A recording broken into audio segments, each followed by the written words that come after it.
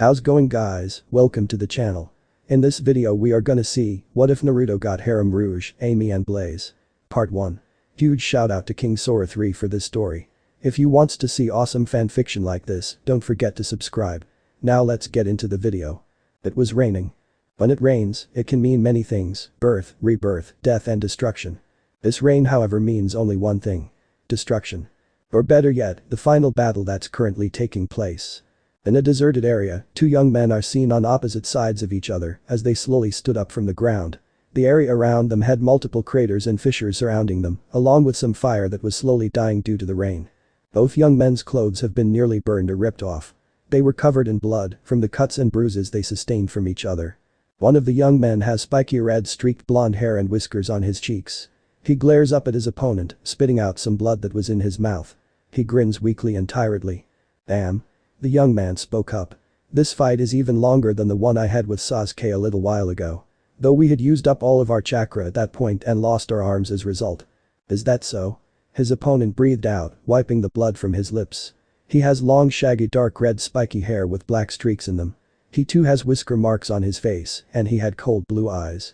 Well then, guess it's time we finally ended this battle. A dark grin forms on his face. And you'll lose more than just an arm this time, Naruto. The same grin forms on Naruto's face along with a matching glare present. Is that so? Well then, bring it on. He and his opponent gave out yells as energy erupted from their bodies.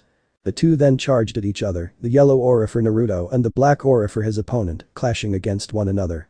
If one were to see so far in the distance then they could see two streaks of light clashing into each other as the area around them shook due to such intensity of the clash. As they continue to clash, Naruto begins to see his life flash before his eyes while hearing his friends call out to him. You can do it Naruto. Give it all you've got. Get back home safe. Don't die Naruto. Hurry up back man. We know you can win. I believe in you. After this last clash, they fell to the ground on either side of a large crater. Just like before with his battle with Sasuke, Naruto could feel he was almost out of chakra and he could tell that his opponent was in the same boat. He can also tell that they also got the same amount of chaos energy. Looks like if he wants this battle to end once and for all, he's gonna have to give it all he's got, even if it kills him. Or even if he disappears entirely. Naruto and his double weakly got up, though it did take some difficulty doing so. Luckily they were able to stand on their feet, though they were kind of wobbly. They took deep breaths as they glared at one another. Naruto's eyes, full of brightness and warmth, stared into his double's eyes, full of coldness. Naruto soon starts to charge up a Rasengan as his opponent did the same thing. At the same, Naruto's inhibitor rings fell off his wrists and he was covered in yellow reddish chaos energy, while his double was covered in purple blackish chaos energy as well. Naruto looks down at the starch arm in his pocket, recalling what she said to him before he left, bringing a soft smile to his face as he closed his eyes in remembrance. Don't forget. Wherever you go, I'm always with you. So please come back to us to me. I promise. I will come back to you, to all of you. Naruto opens his eyes and smirks confidently. Let's finish this. The two gave a giant leap as they charged at each other once more. As they did, they transformed into their super forms one last time, one of positive and one of negative. Naruto. Nazu. In that last moment, just as their Rasengan was gonna clash, Naruto also recalled the last three words she said to him before he left. I love you. Both Rasengans clashed with each other, bringing forth a powerful blast of force that wiped out everything around them. As the clash continued, the two started to push one another back while pouring out more and more chaos power into their jutsu. The two gave out battle roars as a bright light soon erupted from the clashing Rasengan. I love you too. Was Naruto's last thoughts as he and Nazo vanished into the light. Hold up. Hold up. Okay, so, I'm guessing you guys are wondering, what the heck? And what's going on?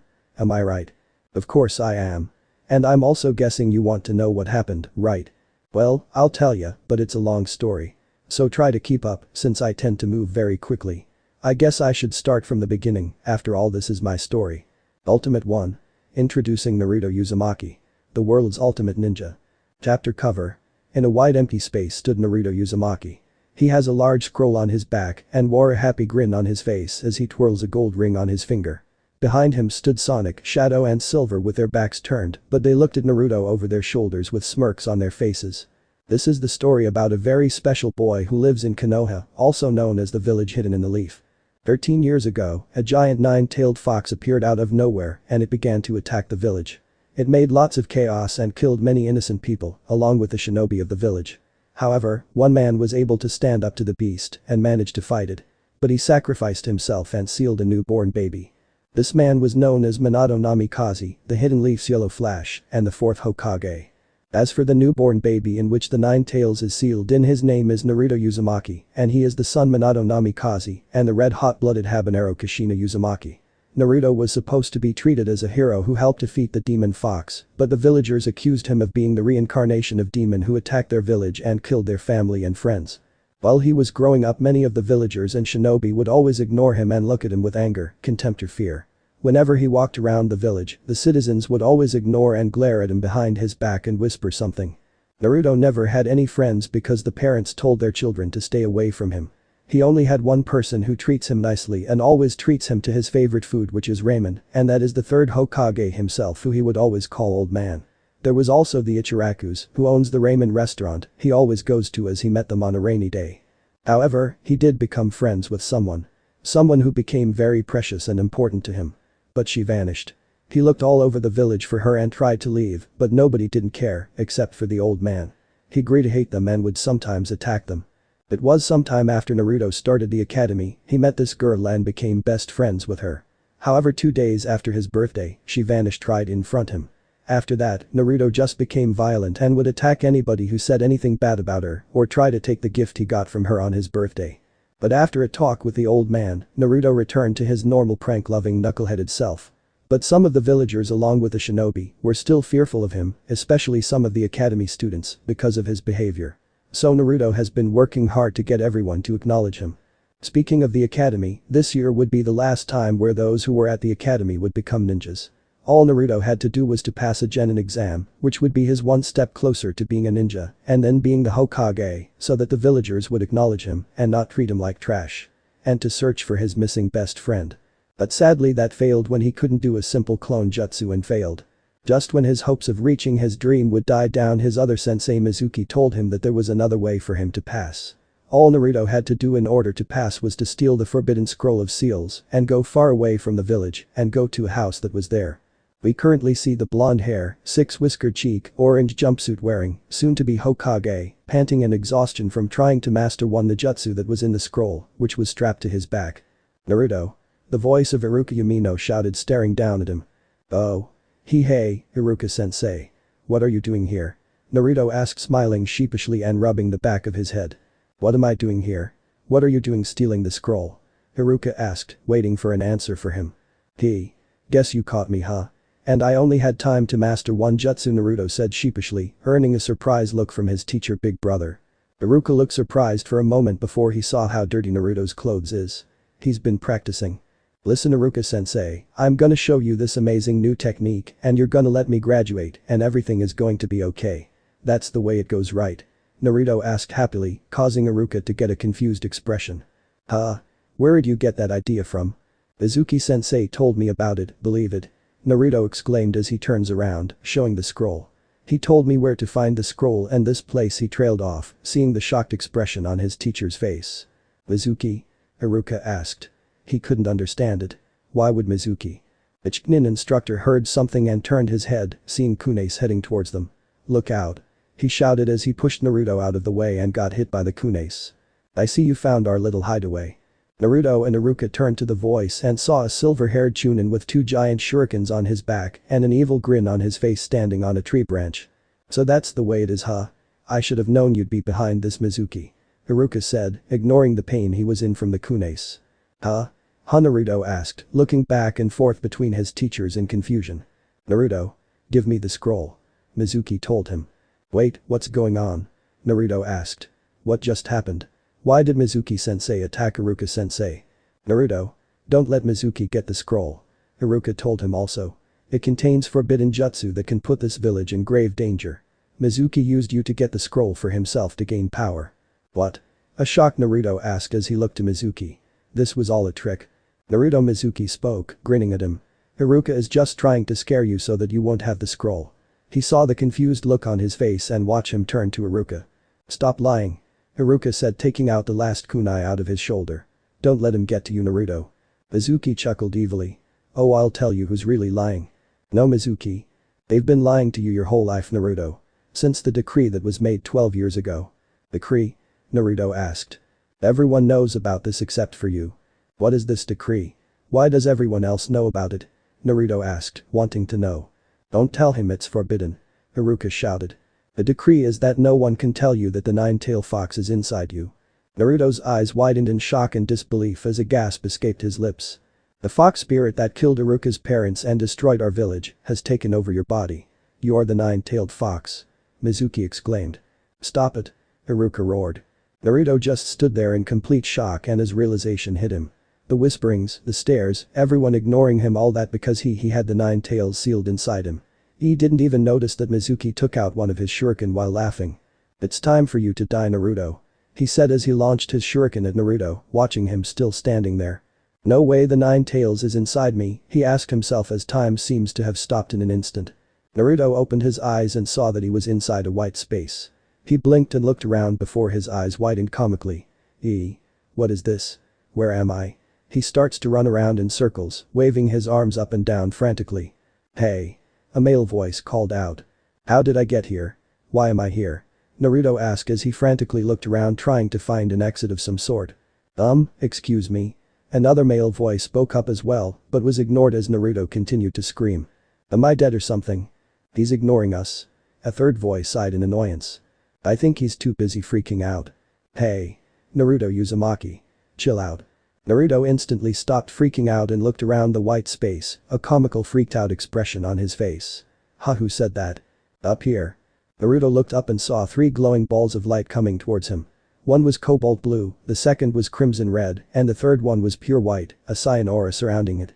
Naruto blinks and rubs his eyes, looking at the 3 floating orbs. What the heck? Are you guys talking? Yeah. Though it was kind of hard with you and the screaming. The white ball said. Naruto laughed sheepishly at that as he scratched his head. Sorry. He blinks at them and points at them angrily. Hey. I have every right to be freaked out. I don't even know where the heck I am, believe it. I don't even know who or what you floating orb things are. Kid's got a point. The blue ball chuckled. Whatever. The crimson ball said in annoyance. He was acting like an idiot running around in circles like that. Who are you calling an idiot? Naruto demanded as he came up to the crimson ball, a red vein on his head. You obviously. The crimson ball said as Naruto growled. This thing was starting to sound like Sasuke. That does it. I'm gonna kick your butt. Naruto tried to punch it, but Red moved away and knocked him down by hitting his head. The Uzumaki blinks and looked up at Red. That all you got? Naruto growled, comical veins appearing on his head. He stood up, getting ready to charge at Red again. Whoa. White exclaimed as he and Blue backed Crimson and Naruto away from each other. We're not here for a fight. We came here to finally talk to you, Naruto. How do you guys know my name? And who are you? Naruto asked, raising an eyebrow at him. Hold on a sec, dude. We need a change of scenery. Blue said, much to Naruto's confusion. The whisker blonde heard something and looked down to see the white space change into a green grassy field. He looks up and saw the sky had appeared and the sun was shining brightly on him. Whoa. What's this? Naruto asked as he looked around. This is Green Hill. It's from our world. Blue spoke up from behind him. Huh? Naruto turns around to face the 3 balls of light, but what he saw shocked him comically as a dumbfounded confused expression appeared on his face. What he saw wasn't spirits, but instead was 3 hedgehogs. Hey. The blue one waves at him. The Naruto screamed as he examined them. The hedgehog who spoke first is Blue. He has emerald jade eyes, red sneakers with a white stripe on them, and each sporting a golden buckle. He also had white gloves, his muzzle and arms were peach colored. The second one was black. He had red streaks on his spiky quill, red eyes, and white fur on his chest. He had on white gloves with rings around him. And his sneakers were white, black, red and yellow. The third and last one was more silver colored. He has white fur on his chest surrounding his neck with yellow eyes and tan skin on his muzzle. He wears white gloves with cyan circles on them with lines sticking out of the bottom, leading to his golden bracelets accented in cyan. The tops of his boots are of a similar fashion with a red gem set in gold. The rest of his boots are navy blue, white and cyan. He has 2 large spines at the back of his head, while at the front of his forehead, there are 5 distinct spines flared up and back, the 2 final ones covering up most of his ears. Holy crap. Talking hedgehogs, Naruto yelled in disbelief, backing away from them, which made the blue hedgehog chuckle sheepishly. Should have seen that one coming. The silver one deadpanned. Moron. The black one muttered as he shook his head, though Naruto heard him. Okay. Who the heck are you guys? Naruto demanded as he stepped back. And how are you talking? My name's Sonic. Sonic the Hedgehog. The blue hedgehog introduced himself, grinning and pointing at himself with a thumbs up. I'm Shadow the Hedgehog. The black hedgehog introduced himself, crossing his arms. And my name is Silver the Hedgehog. The silver hedgehog introduced himself, waving. Sonic, Shadow, and Silver. Naruto looked at the hedgehogs as he called out their names. He then shook his head, holding it. Okay, I'm dreaming. This has to be a dream. Dude, if this was a dream, your dream specifically, then there would be a million bowls of ramen everywhere. Sonic deadpanned. Naruto giggled as drool escaped his lips. Oh yeah, a million bowls of ramen. He slapped himself and wiped the drool away. Alright, if this isn't a dream, then how did I get here? We're inside your mind, genius. Shadow replied in an annoyed tone. My mind? I have 3 hedgehogs inside my head, Naruto asked before Shadow punched him upside the head. Ow. Would you shut up and focus? The black hedgehog asked. Okay, sheesh. Naruto exclaimed, rubbing his head. So if we're inside my mind, then where did you come from? The hedgehogs looked at each other and back at Naruto. The funny thing is, we don't know. Silver said. Huh? Naruto tilted his head to the side. What he means is that we don't remember. Sonic said, scratching his head in confusion. It's faint, but I somehow remember that we were fighting something. After that, everything became blank. Shadow said, shaking his head. Then we found ourselves here with a giant 9-tailed fox behind a cage. Silver finished as Naruto's eyes widened in shock and disbelief. That guy's got some serious attitude problems. Sonic said, putting his arms behind his head. Tried to have a nice conversation with him and he gets all angry. Saying how he's the oh so mighty 9-tails fox and that he's going to rip us to pieces. Guy needs to take a chill pill. If that paper wasn't on the cage, I'd teach that overgrown fox a lesson on who's the strongest there is. Shadow said. So it's really true. Naruto spoke up, looking down sadly, getting the hedgehog's attention. It's really sealed inside of me. He blinks and looks around fearfully. Wait a second, where is it? Yeah, Sonic trailed off. Let's just say we sent you to another part of your mind, so that way we can have a friendly chat with you. Oh. Naruto sighed in relief. And we seriously gotta be honest with you, Naruto. Silver spoke up. We've been inside of you the second you were born. Naruto had a dumbfounded expression. You guys were inside of me after I was born. Yup. Right before the 9 tails was sealed inside you. Sonic exclaimed. In other words, we saw what happened when that masked man came and attacked your parents. Shadow added, and that made Naruto's eyes widen at the mention of his parents. You saw my mom and dad, the preteen asked as he grabbed Shadow's shoulders and began to shake him. What happened to them? Please tell me. I want to know. A vein appeared above Shadow's head as he flipped Naruto over his shoulder. Ow. If you really want to know, then shut up and listen. Shadow said, looking down at Naruto with half-lidded eyes. This guy is too much like Sasuke. Naruto thought. Okay, so this masked man found out that your mom, Kushina Uzumaki, was the second host of the 9 tails. Silver started as Naruto sat up with widened eyes. Just moments after you were born, he popped out of nowhere and killed the 3rd Hokage's wife and another woman. After that he held you hostage and placed paper bombs at you. Your dad managed to catch you and teleported to another location where you'll be safe. Shadow continued. But that was what the man wanted. He wanted your father out of the way so that he can kidnap your mother and get the 9 tails out of her. He looked down. And your father was too late to stop him. But he did save your mother and brought her to you so that she can keep you safe. After the fox was unleashed, the masked creep did something to him and sent him to attack the Leaf Village. Sonic finished. Your dad and the creep fought each other and he up and disappeared, leaving the fox to destroy the village as many people, your father included, fought him. So what happened next? Did the 4th Hokage came and fought also, Naruto asked. The hedgehogs looked at each other then back to him.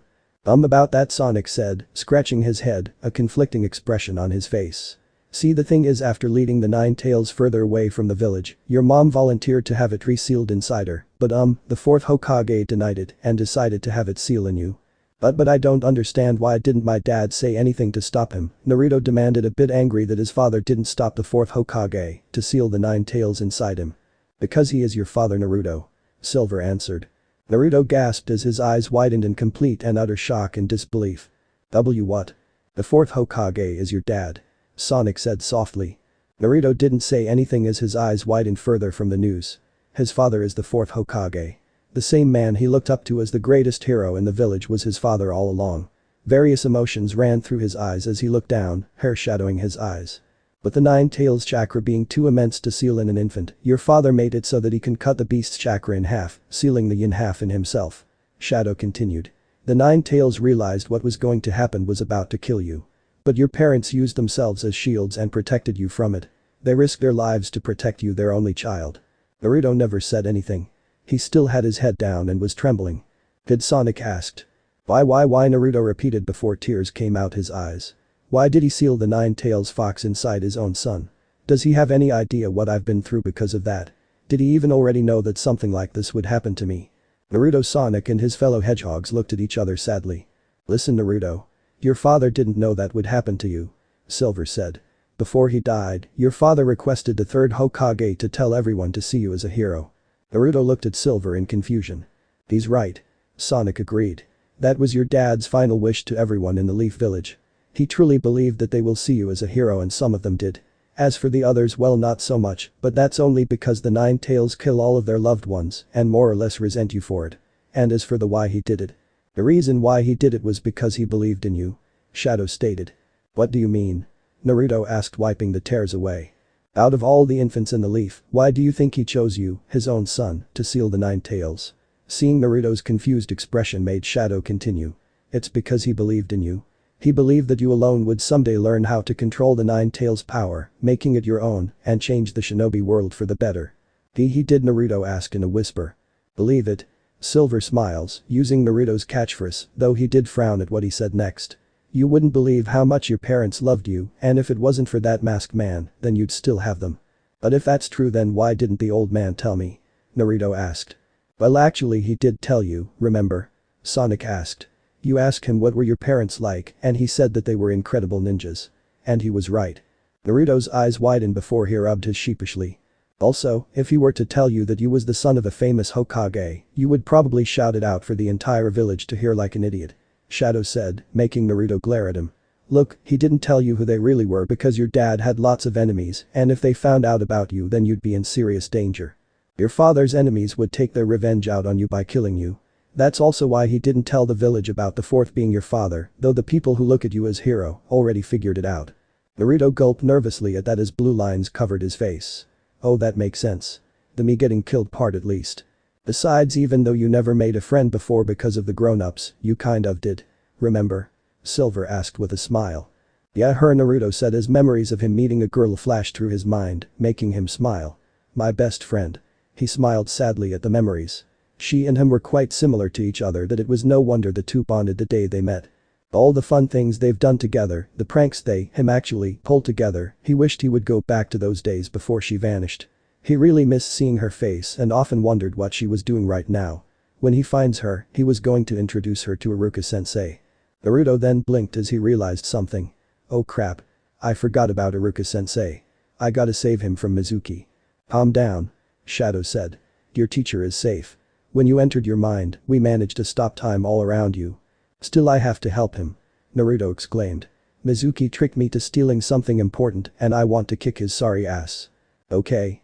Sonic said happily as a grin formed on his face. Wait a second, Naruto said. What about you guys? Will I be able to see you in the real world or something?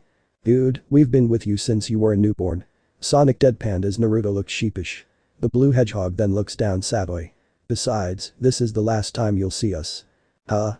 Naruto asked. What was Sonic talking about? Our time is coming to an end. Shadow said. We'll be leaving soon.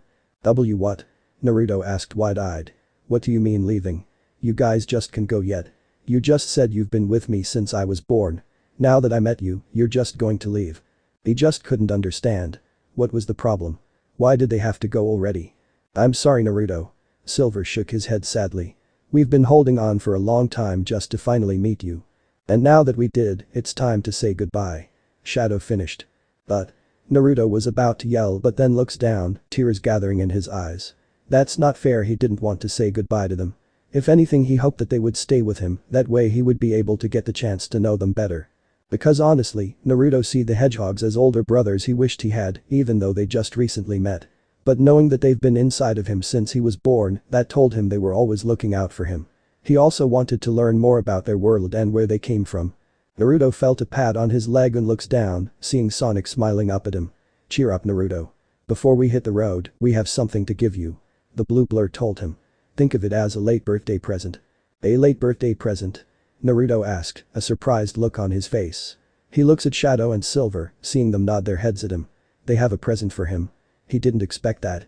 What is it? Close your eyes. Sonic ordered. Naruto blinks from that but did so anyway. Once he did, Sonic, Shadow and Silver turned into their former forms and circled around Naruto as 7 colored emeralds appeared around them. You may not see us again, kid. Shadow said. But we'll never forget about you. Deep down, we'll still always be with you. Silver continued. Through the good and bad times, even when things seem hopeless.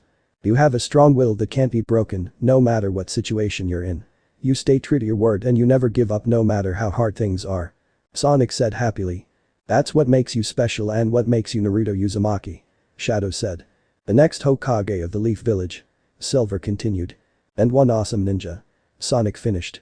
The 3 balls of light stopped spinning. They combined into one and floated in front of Naruto's chest just as the emeralds began to glow. Eyes, Naruto said in a soft whispered tone as tears starts to fall from his closed eyes. He felt touched by their words and he could tell that they meant every word of it. No one has ever said such honest things to him about himself. The only person he knows who did say such things was her.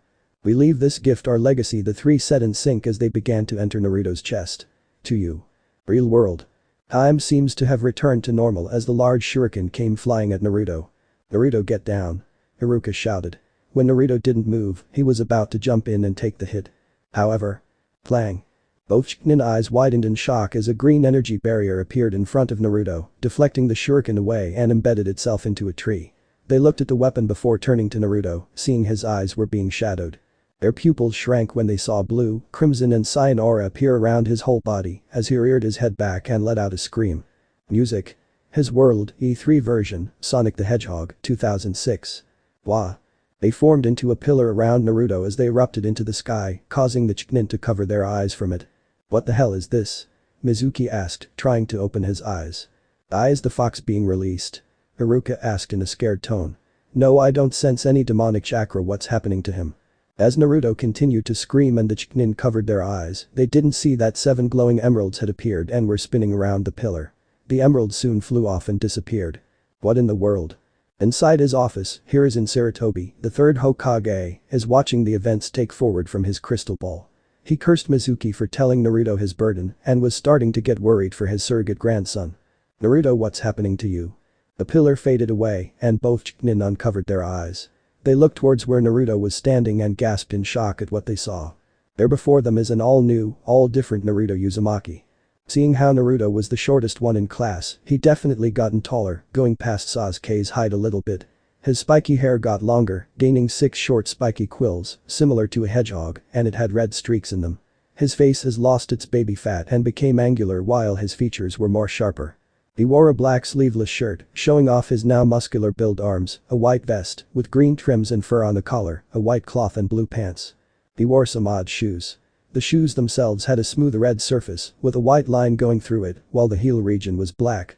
Around the rim of the soles, the shoes have cyan strips of metal on the rear in front of the bottom, broken below the insteps. He had gold rings on his wrist that has black cuffs with red tongues, and he wore white gloves. The palms of his gloves have cyan circles, which were glowing. Naruto, Iruka asked in complete shock by the boy's transformation. Mizuki. Naruto spoke in a deeper voice, causing both Chunin eyes to widen in shock. You're going to pay for tricking me and for what you did to Iruka. He held his right palm to Mizuki. I'm gonna take your ass down. Is that so? Mizuki yelled. Then come at me. Show me what you can do, 9-tailed fox. The cyan on Naruto's palm started to glow and Mizuki was covered in cyan light. Iruka's eyes widened in shock when he saw Mizuki floating and he was coming to Naruto by force. How is he doing this?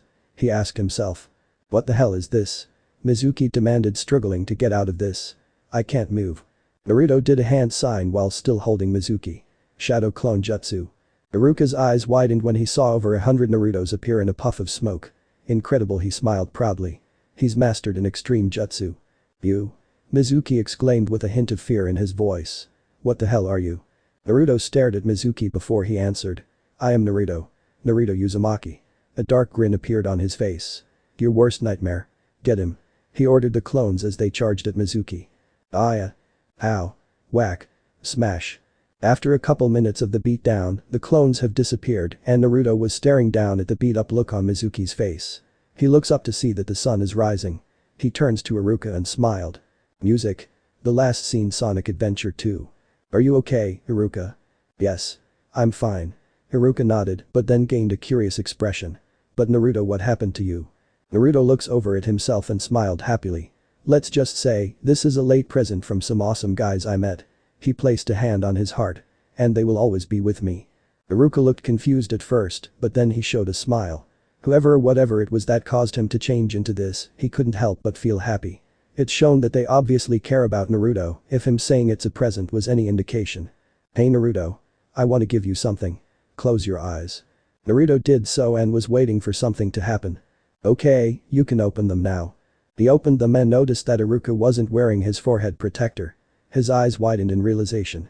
You mean Yup. You just graduated from the exam. Congratulations Naruto. Iruka said proudly as Naruto hugged him. Awesome. Awesome. Awesome. Thanks, Iruka-sensei. Thanks a lot. Ouch. Be careful. I'm still hurt you know. Iruka exclaimed, though inwardly he was smiling. No matter how much he changed on the outside, on the inside he's still the same old idiot Naruto. Sorry. Just a little bit excited. Naruto chuckled. He looks up at the sky with a grin. Soon, he'll be close to reach his dream. Now that he's a ninja, that means he'll be leaving the village sometime soon and go on some adventures. That also means he'll be able to finally begin search for her. Just thinking about it makes him excited. Don't worry. Her smiling face appears in his head. I'll find you soon I promise. The spirits of Sonic, Shadow and Silver appeared behind him looking up as well. Naruto looks at them and they looked back, giving him thumbs up before they disappeared. He looks back up and raised his fist at the rising sun. Alright. Let's do it to it. Opening 1. Sonic Drive English version. Instruments. The spin ball is heading towards the camera. Sonic, go. Various pictures of a grinning Naruto appears doing poses based on Sonic the Hedgehog. One is him doing the pose from Sonic Adventure cover. Another is him doing the Sonic Adventure 2 cover pose. The third is him doing the Sonic Heroes pose. The fourth is him doing one of many poses from Sonic Channel. The last is him doing the Sonic the Hedgehog 2006 pose. The scene changed to show a gold ring falling and hitting the grassy ground. Sonic, go. More pictures appear. One is Sasuke striking a pose with a serious look on his face. The second is Sakura smiling at the readers. The third is Kakashi standing, holding his book and looking at the readers. The fourth is Iruka with his hands on his hips, smiling at the viewers. The last picture is Hiruzen, smirking slightly. The scene changed to show a yellow blur running out of the village. Oh, go, let's go. The yellow blur reveals itself to be Naruto running through a forest before he jumps off a cliff with a smile on his face as the title appears. Naruto. Rise of the Ultimate Ninja. Instruments. The Hidden Leaf Village is shown in all its glory. Naruto is standing on top of his father's head at the Hokage mountain, looking down at it with a grin on his face. He wipes his thumb across his nose. Yesterday's rules are simply loose today. The best goal is to break them. Naruto is walking around with his hands in his pockets and a bored expression on his face. He grins as he runs ahead, jumping from building to building before he runs on one and flips off of it. If I don't keep running. There's no other meaning. It's a punk philosophy. Naruto lands on the roof, fixing his forehead protector. He looks ahead, seeing Sasuke and Sakura smile at him. They look back and saw Kakashi standing on cable from a utility pole. He knees down and waves at his team. Naruto grins and gave his sensei a thumbs up, making Kakashi blink before he smiled. Biorhythm is a 2-time rhythm. Naruto is on a branch, leaning his back on the tree. He reaches into his pocket and took out a purple star charm, looking at it with a sad frown. The scenery instantly becomes countless lines. The wind envelops me. The young girl, her upper face shadowed over, appears and she is smiling. Naruto blinks and walks ahead while putting his star charm back in his pocket. He jumps off the tree branch and was instantly covered in a blue wind as he starts to fly across the sky. Inside-outside attack. Surpass everything, altogether. I won't let anyone or anything get ahead of me. Squad 7 is fighting off a bunch of bandits. Naruto is using his spin dash as he got through a bunch of larger bandits, blowing them all away. Sasuke trips one of them and does kick some of them across the face. Sakura punched one and then grabs his arm. And Kakashi blocks a sword attack from the leader and kicked him in the stomach. Naruto grins as he punched the biggest bandit away, knocking some teeth out. Inside-outside, go. Sonic. Everything all together, yes. Sonic. Watch out and have a nice or similar. That's right, both are by the skin of your teeth. The princess is seen standing on the balcony of her castle, looking out in the distance. Her face is hidden, only showing her mouth. She turns around and heads back inside, showing she's holding a yellow star charm. The masked boy is seen sitting on top of a building. He looks up at the full moon before he stood up and walked away, vanishing into the darkness. Throw boredom away. And start running. Naruto is holding onto a ring as it starts to glow brightly. One by one, Sonic the Hedgehog, Shadow the Hedgehog, and Silver the Hedgehog overlaps Naruto before they disappeared. He showed a grin as he transforms and was flying through the sky. Naruto then does a spin dash as it charges at the screen. Sonic, go. Pictures are shown. The first is Naruto is arguing with Sasuke about something while Sakura and Kakashi look on. The second is Squad 7 walking through the village. The third is Naruto trying to take Kakashi's book, but the Jonin had his hand on his head to keep him from reaching it. The fourth is Naruto doing his sexy jutsu at Iruka, who gained a nosebleed and fell backwards. The last picture is Hiruzen and Naruto on the Hokage monument watching the sunset.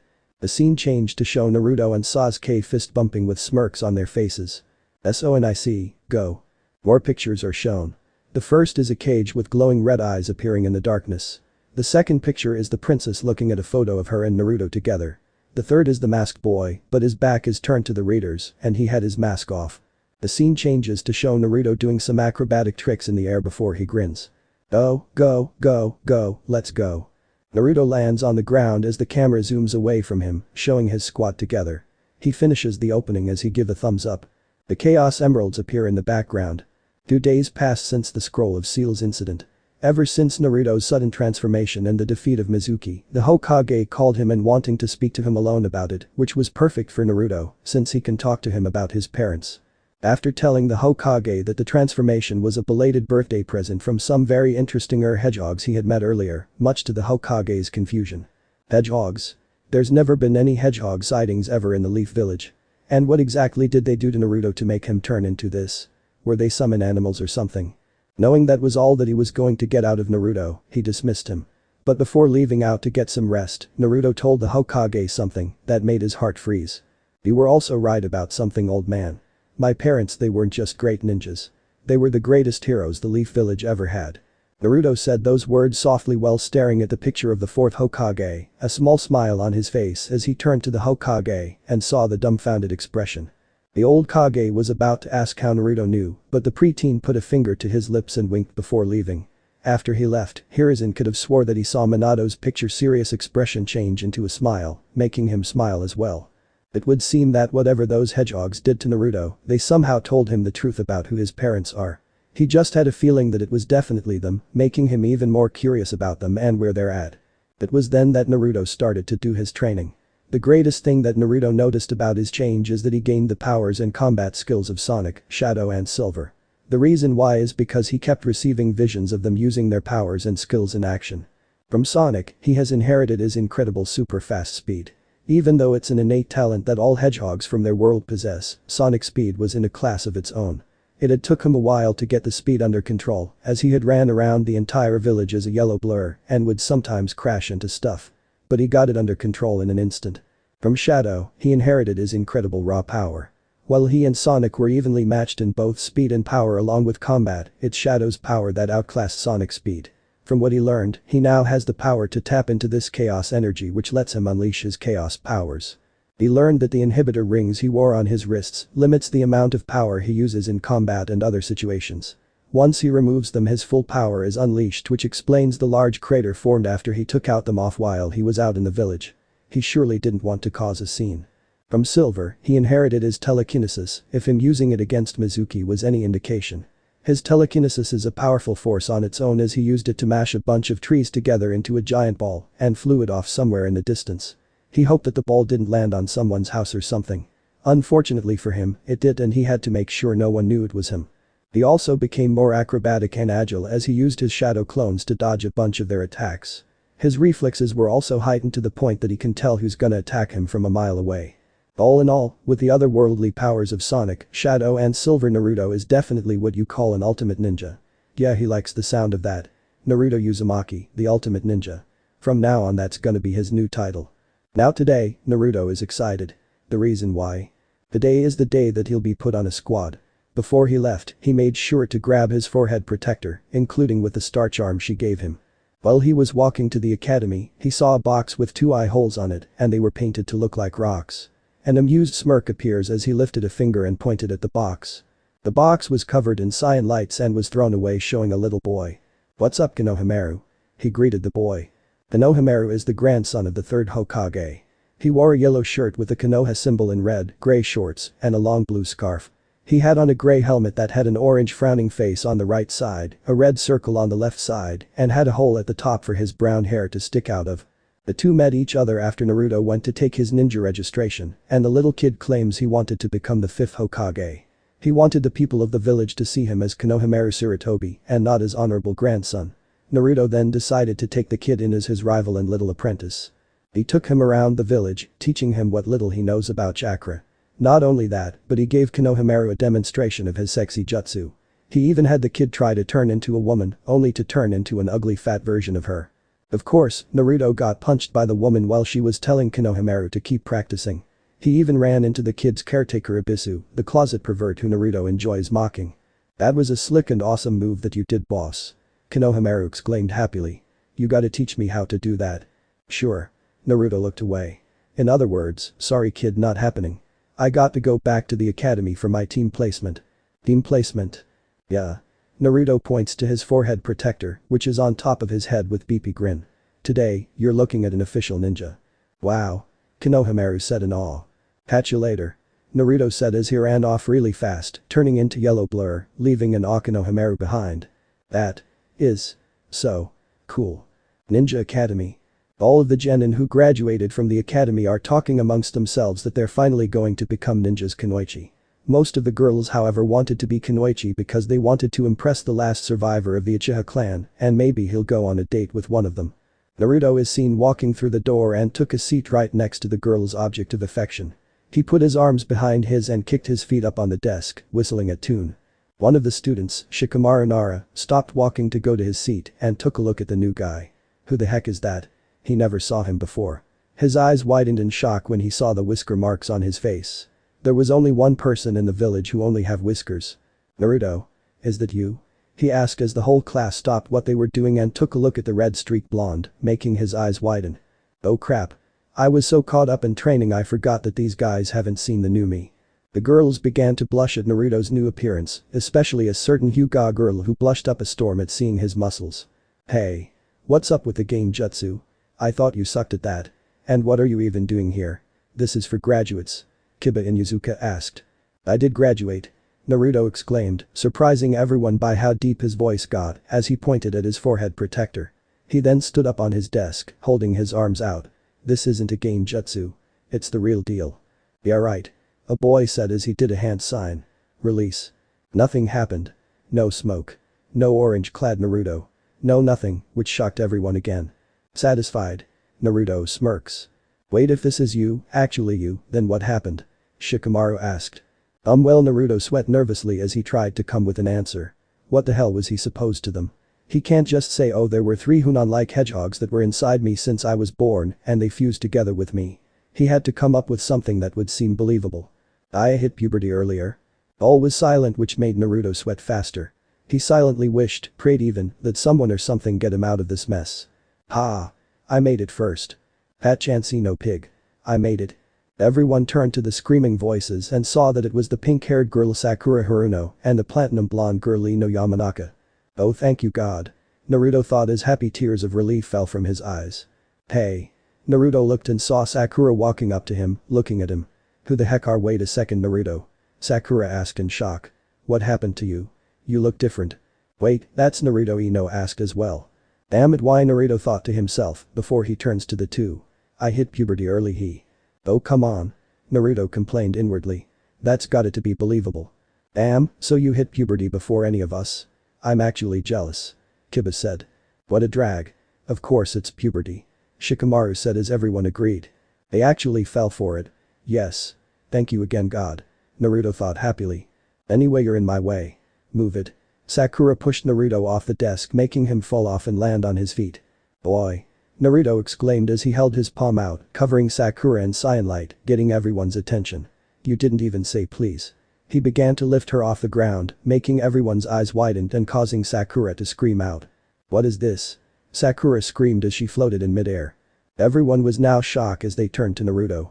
They never, throughout their years together in the academy, seen Naruto do something like that before. Since when did Naruto have telekinesis? They watched as Naruto began to spin his finger, causing Sakura to spin as well as she screamed. "Naruto. Put me down." Sakura pleaded. "Nope. Only till you say please." Naruto laughed. "Please put me down." Sakura screamed. "Okay," Naruto said as he put his arm down, making Sakura drop on Sasuke's lap, making the girl scream in outrage, while Sakura blushed heavily that she was on her crush's lap before getting off him. Sasuke glared at Naruto for the stunt, while said red-streaked blonde smirked evilly at him before pulling his eyelid and sticking out his tongue.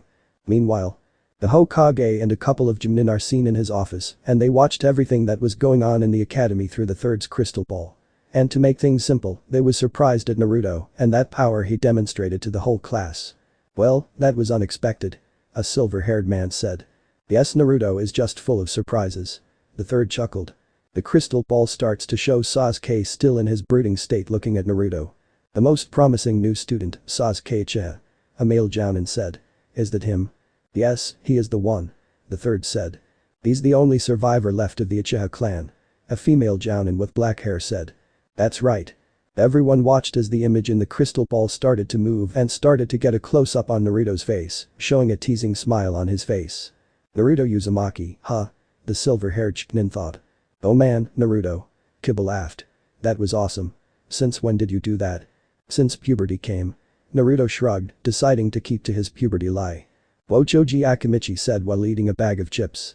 "This is the first time I actually saw someone use telekinesis before," Shikamaru said. "I didn't even think something like that exists." "Well, it does now." Naruto smirked, putting his arms behind his head as he leaps and took a seat next to Hinata, making her eyes widen as her face turns red. "Naruto is sitting next to me. What do I do? What do I do?" Hinata thought to herself. Everyone went quiet when they saw Iruka entering the room.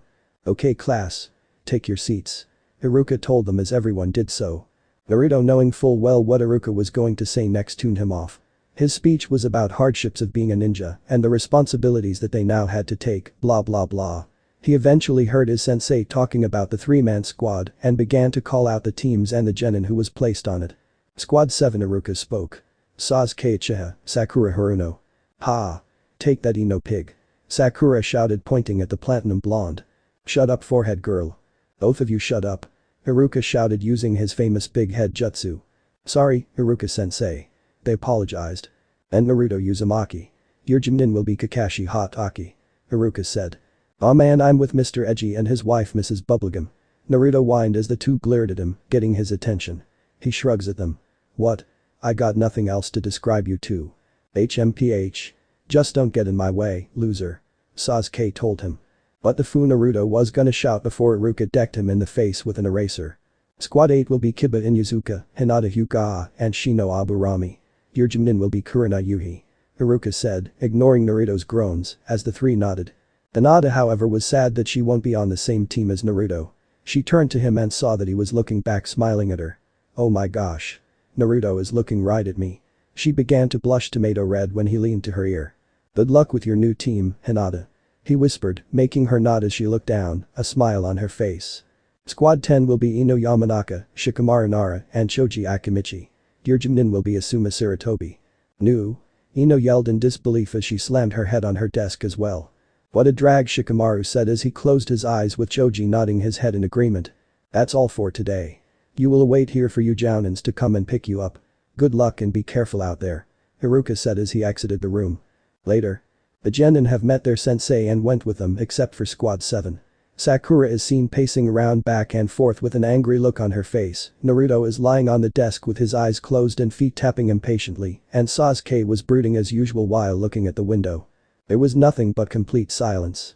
"Okay, that's it," Naruto yelled as he stood up and he looks at the eraser board and used his telekinesis to lift it above the door. "Naruto, what are you doing now?" Sakura asked, putting her hands on her hips. "Teaching our teacher a lesson," Naruto said, a smirk on his face.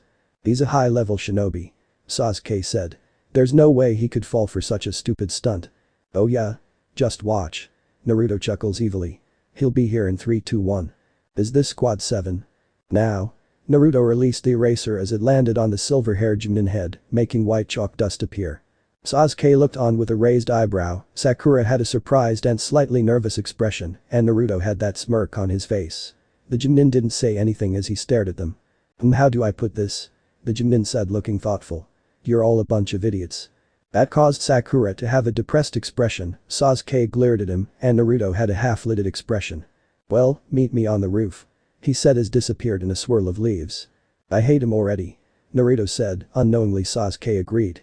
Naruto, Sasuke, and Sakura were all seated on the roof of the academy, while their sensei was in front of them on top of a railing. Okay, now that you are all here. Let's introduce ourselves. Huh? What do you mean?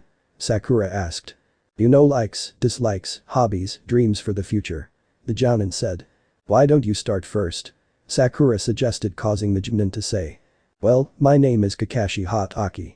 I have a few likes and many dislikes. My hobbies are not your concern. All we know is his name, the Genin thought. Okay, you're next. Kakashi said, pointing at Sakura. My name is Sakura Haruno. My like Sakura blushed and turned to Sasuke. I mean the person that I like is still looking at Sasuke. My dreams for the future, she blushed even and squeaked happily. And what do you hate? Naruto. You still mad about that? You need to let it go. Naruto said, uncaring, picking his ear. You'll start to have wrinkles early if you keep that up, you know. What? Shut up. No, I won't. Sakura denied even though she secretly took out a mirror to check to see if there were any wrinkles. Kakashi sweat dropped from that before pointing at Naruto. Okay, you're up. Heh. Naruto's the name, speed's my game. My likes are hedgehogs, adventures, chilling, ramen and chili dogs, among other things that's too long to list and I really don't feel like saying. Naruto said as everyone looked at him with confused expressions. Hedgehogs? Kakashi asked. He began to wonder why this kid likes hedgehogs so much, but he did sweat drop at the last bit. What are chili dogs? Sakura asked. Tell you later. My dislikes are okay, that list is too long as well, so I'll skip it. I don't have any hobbies, unless rolling around at the speed of sound counts. Kakashi sent a deadpan look at Naruto, wondering what he was talking about. My dream is to be the greatest Hokage to ever exist and to surpass all the Hokage from the past. Naruto face softens as he looks down. And most of all, to find someone very important to me. Everyone stared at Naruto as he spoke in that soft, gentle voice. Sasuke and Sakura had no idea that of all people had someone important to him, so of course they were curious about it. They even wanted to know who that special is. Kakashi however just nodded his head and turns to Sasuke. Okay, you. My name is SasukeTH. Sasuke said. I hate a lot of things and I don't like anything. My dream for the future, no, my goal is to avenge my clan and kill a certain someone. He finished darkly. The atmosphere grew very dark from what Sasuke said as everyone looked at him with various reactions. He's so hot, Sakura thought with a blush. Sheesh. Who the hell pissed him off? Naruto thought, giving Sasuke a pointed look. Just as I thought, Kakashi said looking at Sasuke. He turned to the others. Good. You're each unique and have your own ideas. We'll have our first mission tomorrow. Oh yeah. Now we're talking. Naruto stood up in excitement. So, what's the mission? We kicking any bad guy butt or something? It's a task that the four of us will do together. Kakashi said slowly. Come on, don't leave us in the dark, what's the mission? Naruto asked, now getting impatient. A survival exercise. Kakashi replied, getting his Genin squad's attention. Naruto had a disappointed look on his face. Say what? I thought we were supposed to have a real mission, not more practice. Sakura said. We already did this stuff at the academy, that's how we got here. I don't think this is like our previous training. Naruto said for Kakashi, causing Sakura to look at him with a curious expression. He's right, you know. Kakashi chuckled. Of the 27 graduates who just came here, only 9 will actually be accepted as Genin. The other 18 will be sent back to the academy. So in other words, Naruto spoke up, getting everyone's attention. It's a pass or fail test. And if we fail, we'll be sent back. Give the boy a prize. Kakashi said, clapping his hands. He got up. Meet up at training ground 7 tomorrow and skip out on breakfast or else you'll puke. That's all for today. He finished as he disappeared in a swirl of leaves. You gotta be kidding me. Naruto deadpanned as he ran and jumped off the roof, landing onto the next one, leaving Sasuke and Sakura behind. Next day. The sun is seen rising over the horizon and Squad 7 is waiting for their sensei. Sakura had an angry look on her face, Sasuke is resting on a tree and Naruto was tapping his feet impatient. The sun has now high in the sky and their sensei have finally arrived. Morning everyone. Ready for your first day? You're late. Sakura screeched. Well, a black cat crossed my path so I had to take the long way. Kakashi said, I smiling at them. Really? Naruto asked with a half-lit gaze. Kakashi walked over to a stump and sat an alarm clock on it, getting curious glances from his genin. He pushed the yellow button that was on top of it and took out 2 bells. What's up with those? Naruto asked. Your assignment is very simple. You just have to take these bells away from me. That's all there is to it. Kakashi explained. Now the alarm is set to noon. So if you can't get them by then, you can't have lunch. He turned to the 3 wooden posts. You'll be tied up to those posts and watch while I'll eat my lunch in front of you. Stomachs can be heard growling and the kids had hungry looks on their faces. Why did we listen to this guy? Naruto thought in despair. Hey, hold on, there's 3 of us. Sakura said. So how come there's only 2 bells? Well, that way, at least one of you will be tied to a post and ultimately disqualified for failing for completing the mission. Kakashi explained, I smiling at them. That one goes back to the academy. You may also begin to go all out on me. But sensei, wouldn't you get hurt? Sakura asked, causing Naruto to just shake his head. He's a jonin, Sakura. Meaning that he can't get hurt from us genin. That's right. Kakashi said. You may begin now. Sasuke and Sakura jumped away, hiding from away, while Naruto stood there with a tired expression on his face. Kakashi tilted his head to the side with a deadpan expression. You know, compared to the others, you're a little weird. Yeah? Well, the only thing that's weird here is that haircut. There, that hurts, don't it? Naruto asked as he did a few stretches. Yeah. That's right, I'm stretching. Got a problem with that? I want to enjoy taking you down without some pulled muscle slowing me down. He then started to do a few jabs. Okay, let's do this. Course, if you wanna run away, he starts to do push-ups with one hand. Please feel free. There's no shame in it. He stood up. Well, maybe a little shame. Kakashi, along with the other 2, sweat drops at Naruto. They watched as he got up and cracked his knuckles. Kakashi reached into his pouch and took out an orange book that read Uchiha Paradise. What the? Naruto asked with a sweat drop. What are you doing? Just reading. And I just want to find out what happens in the end. Kakashi said, reading it. A vein appeared on Naruto's head as his eye twitched. This guy was mocking. Oh, he's so gonna regret that. Battle music. Emerald Beach Sonic Battle. He took off in a yellow streak of light and went into Kakashi's face, which surprised him. He went forward to go and punch him, but he quickly dodged it by jumping a few meters away. Naruto ran to him again and went to go try to knee him in the face. But his sensei blocked it with his arms and was sliding across the dirt while still standing. Whoa. Kakashi thought, looking at Naruto.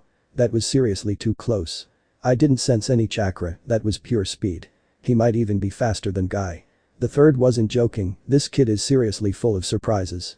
Sakura, who was hiding under a bush, watched the event take forward in awe. She never saw Naruto move that fast before, and he actually made their sensei slid across the dirt. Whoa, how did Naruto move so fast? Sasuke, who was hiding on a tree branch, watched everything with his eyes widening in shock. All he saw was a yellow blur, and Naruto just appeared in front of him. There's no doubt about it. That was pure speed Naruto had. Shadow Clone Jutsu. Naruto did the hand sign. In a puff of smoke, 7 Narutos appeared around him. Get him. The clones charged into Kakashi, who just looked at them while holding his book. Wow. So the rumors are true. The clones jumped to the air and began to air dash towards him. Just when Kakashi was about to move in, he was stopped by 2 other Narutos coming from behind him, which in turn caught him by surprise. You should never turn your back on your enemies, sensei. The real one exclaimed, crossing his arms. Sasuke gasped from that, and Sakura was in awe how cool Naruto became. They watched as the rest of the clones began to hold Kakashi in, as he was struggling to get them off of him. I was wrong. Naruto is definitely cool. Sakura exclaimed, smiling at him. Ah. Take him down. Inner Sakura exclaimed. They used the clones as a way to keep him immobile. Nice. Sasuke thought as a smirk appeared on his face. Naruto held his palm out and the cyan circles begins to glow with his hands being covered in cyan aura. Move. He commanded the clones as they did so, and Kakashi was now seen floating with a cyan aura appearing all over him. Well, now this is really impressive. Kakashi said, looking at Naruto. You're actually using telekinesis. That's a rare ability to have. Thanks. He smirked as he moved his hand back and began to gather enough psychokinetic energies. After he was finished charging, he moved his hand forward and sent out a strong shock wave of psychokinetic energies, making Kakashi fly backwards to a tree. Sasuke and Sakura gasped at how fast Kakashi was sent flying, but all he had was a bored expression. When he hit the tree, he gasped out in pain, but soon disappeared in a puff of smoke, causing the genin to raise an eyebrow. When the smoke cleared up, Kakashi was replaced with a log, making the genin's eyes to widen. "What the hell, where did he go?" Naruto asked. He looks around the area and saw that a bell was on the ground. A half-lidded expression appeared on his face before grinned smugly. "Does he really think I'm gonna fall for a stupid trick like that?" His eyes looked around him before he used his telekinesis to make the bell come to him. His eyes widened as he sensed danger. "Naruto. Look out behind you." Sakura called out, causing said red-streaked blonde's eyes to widen. "Oh crap." He turns his head really fast and saw Kakashi kneeling behind him with a hand sign. His pupils shrank when he saw his hand was aiming for his butt. "You wouldn't dare." "Hidden leaf jutsu. 1,000 years of death." Kakashi called out with a twinkle in his eyes as he charged his hand to Naruto's behind. Music ends. "Aya." Naruto screamed comically as he got sent flying away and into the pond. Sakura had an annoyed expression. "All he did was poke him," she whispered. "Those two are total idiots." Sasuke whispered as he shook his head, but then his eyes widened as he realized Kakashi's wasn't paying attention and was only picking up the bell. His guard is down. "Now's my chance." He threw a bunch of shurikens at him. The shurikens hit Kakashi, causing him to fly a few meters back. That made Sakura gasp in shock that their sensei just got hit. Poof. The white-haired Jonin used a substitution jutsu again, and this time he disappeared without a trace. Sasuke soon started to jump from tree branch to tree branch, trying to escape from the Jounin since he gave away his position. He let his guard down on purpose. Naruto has just rose from the pond and coughed out water. He spun around really fast and was dry in a second. "Oh. It's on." Naruto growled in anger at being stabbed in the butt. He then ran off. Sakura was following, searching for her crush. "Sasuke, where'd you go? Don't tell me Kakashi-sensei got to you." "No. He can't capture my Sasuke. I won't let him." The pink kunoichi stopped her running when she saw Kakashi leaning on a tree reading that perverted orange book. "Good," she whispered. "He didn't see me. I'm safe." "Sakura. Behind you." She gasped and turned around only to be face to face with her sensei. She suddenly felt really dizzy and there was a whole bunch of leaves flying around her. She closed her eyes and opened them again as she turned to many directions with a confused expression. "Oh my. I think I felt something." "What was it?" "Sakura." "Sasuke." Sakura beamed happily as she turned to him. She then stood there as her precious Sasuke was all bloody and that he had several kunes on his body. "Sakura, help me. Please. Help me." Sakura's eyes started to tear and she screamed to the heavens above. She soon fainted. Kakashi is seen sitting on a tree branch reading his orange book. "I think I overdid it a bit. But she's got to learn how to see through these things." Naruto blinked as he stops running and looks around. "Sakura. What the heck happened to her?" he asked himself. His eyes widened as he sensed something close by. What he looks to where his senses was tingling, completely forgetting about his revenge for that sneak attack. He runs towards it and saw that there was a small hole in the ground. Naruto digs the dirt out and his eyes widened as he saw a green glowing emerald. An emerald. What's that doing out here? He slowly reaches out and touched it. The moment he did, he felt a surge of energy seep into his system. As it did, Naruto saw a vision of the 7 emeralds together before it changed to show Shadow holding one of them in his hands. The vision also showed Sonic transforming using those emeralds, including Shadow and Silver. The vision ended as Naruto snapped out of his thoughts and shook his head. He looks down at the emerald in awe. Chaos emeralds, the gems of miracles. Naruto closed his eyes and began to concentrate on the emerald. Once he did, it started to glow. Chaos control. Once those words left his lips, time stopped all around him. Naruto runs to the clock and saw it stopped. Whoa. It worked. Which means Naruto trailed off. He quickly ran off and saw Kakashi standing behind a tree watching Sasuke and Sakura. Oh, this is gonna be good. He walks up behind Kakashi and took the bells, putting them in his pocket. He then took another pair of different bells which were gold and had a blue string on it. Still though, it doesn't make sense. Why would our teacher give us this test with just 2 bells when there's only 3 of us? 3 of us but only 2 bells and only 2 of us can pass, Naruto thought out loud before his eyes slowly widen. What if this isn't just a test for one of us to get the bells, but all 3 of us to get them together, as a team? That's why we're a 3-man cell. That's also why he's making us Genin fight him in. We're supposed to fight him together to get the bells, not at once. He face-palmed himself in disbelief. Damn, could have figured that out sooner. Hey, at least now I know I feel smarter. He looks around and heads back to the kunai-shaped stone. Time for me to return time back to normal. He snaps his fingers as everything returned to normal. Breeing. I am so gonna have fun with this. Naruto muttered to himself as he threw the emerald in the air before catching it and putting it in his pocket. He was going to walk off but stopped when he saw a bento lying around. His stomach growled as he eyed it before looking left and right. He ran up to it and opened it up, seeing that there was actual smoking hot food in it. Naruto drooled at the sight of it. Well, maybe a tiny bite won't hurt. He picks it up and was going to walk off. I don't think so. A voice spoke up from above Naruto, making him stop in his track. Crap. Naruto sweated before he chuckled sheepishly. Say, you know I'm just playing around, right Teach? Nice try. Kakashi said. Naruto had crocodile tears falling from his eyes. The reason why? It's because he's tied to one of the posts while Sasuke and Sakura sat in front of them. Kakashi stood in front of them, looking at them with hard look in his eye. Well now, Kakashi spoke up, appearing before the genin. Looks like all three of you didn't manage to capture the bells, which means you fail. Oh yeah? Naruto asked, as his entire being glowed. Something came out of his pocket and floated in front of everyone, showing it were the bells, shocking them to the core. The bells? Sakura asked. When did? Sasuke thought in shock.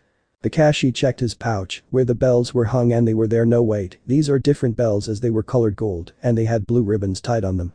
He actually switched the bells around. He turns to Naruto in amazement. How did you? When you weren't paying attention to me and was busy fighting Sasuke, I used my telekinesis to quietly get the bells and managed to replace them with the ones I got from the store.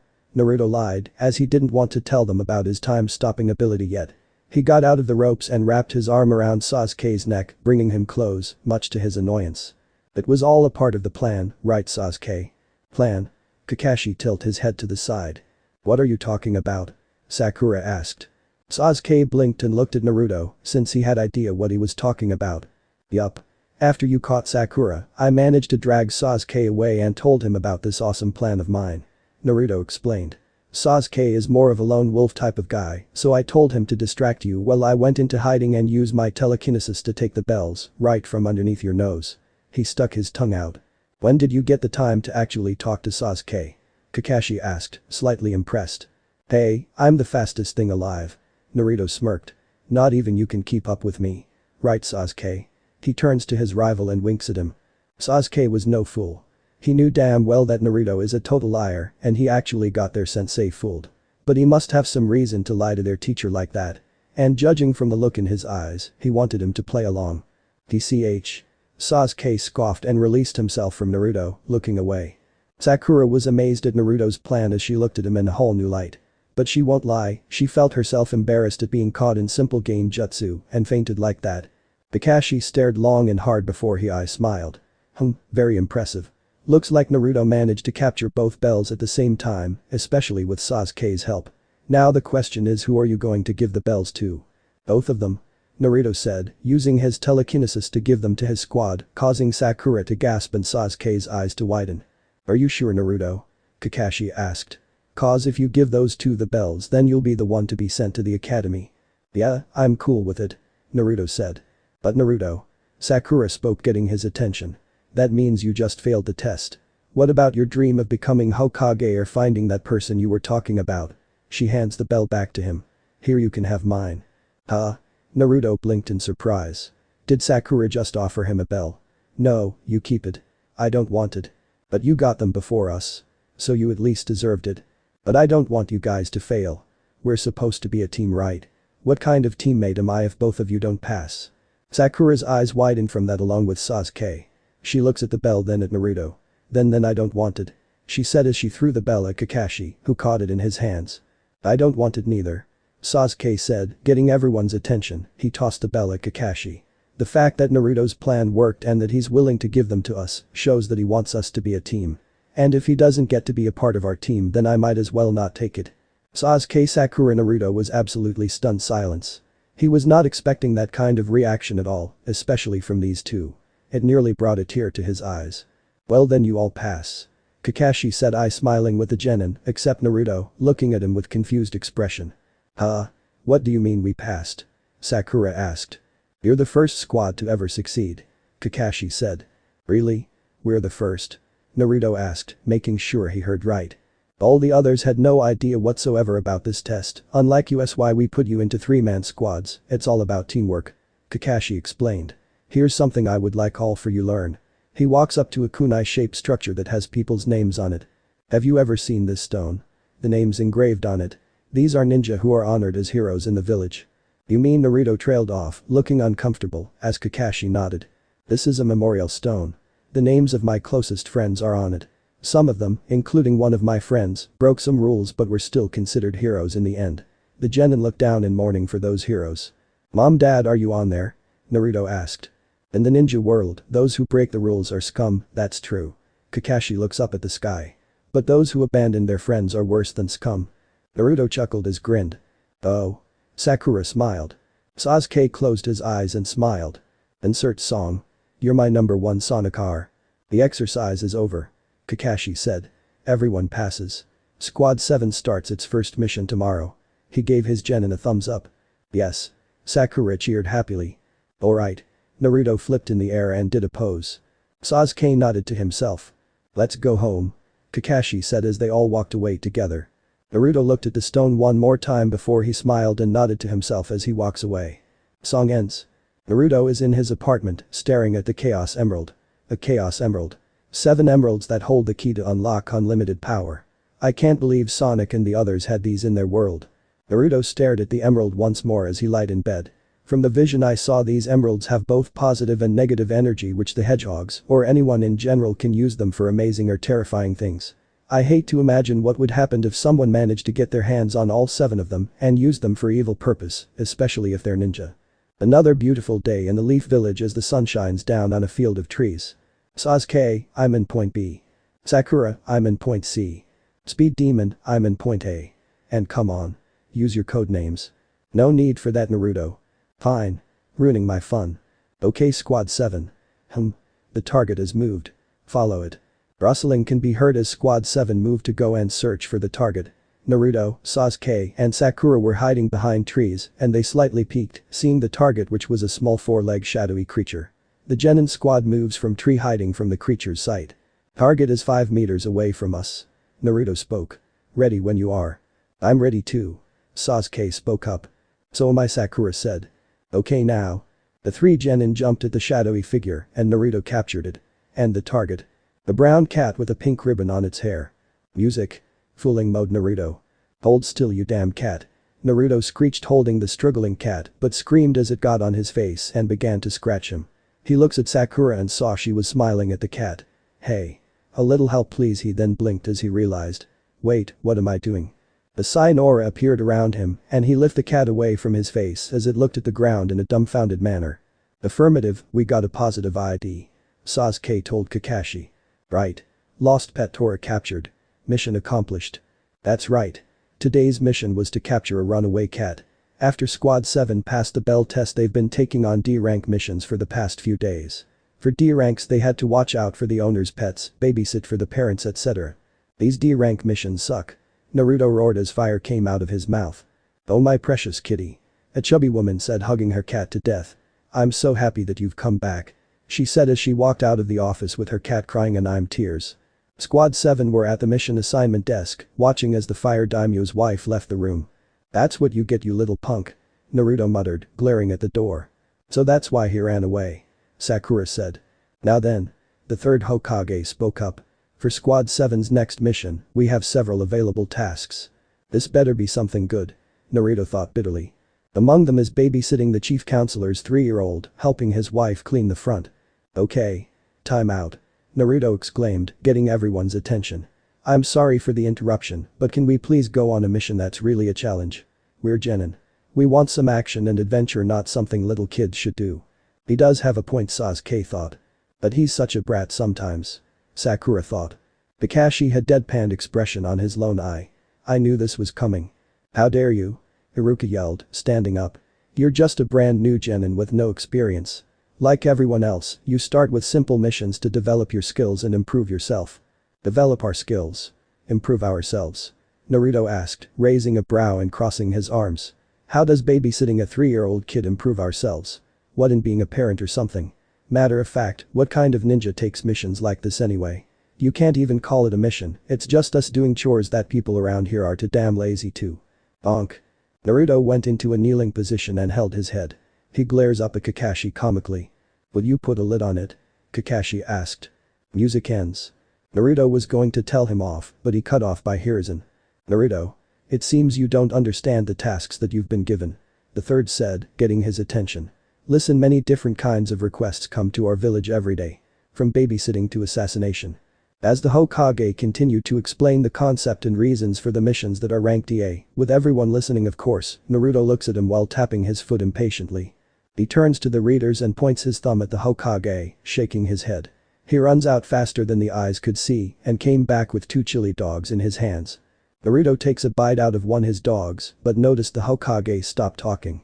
He looks and saw everyone staring at him. What? Where did you get those from? Kakashi asked, pointing at his chili dogs. What? I'm hungry. Naruto moved his chili dogs away from Kakashi, making him wave his hand to saying he doesn't want them. Anyway, Hokage continued. Yeah, we get missions every day, and for whatever missions we do, we gain more experience. The more experience we get, the higher the missions are. Naruto said impatiently as he ate the other chili dog. He sighed happily before he gained a serious expression, catching everybody completely off guard. Look, Lord Hokage, he ignored the shocked expression on everyone's face. We done enough of these D-rank missions to earn a rank up. The red-streaked blonde said in a matching voice. But in all honesty and seriousness, it's stupid and a complete waste of our time. These D-ranks are something even children at the academy can do.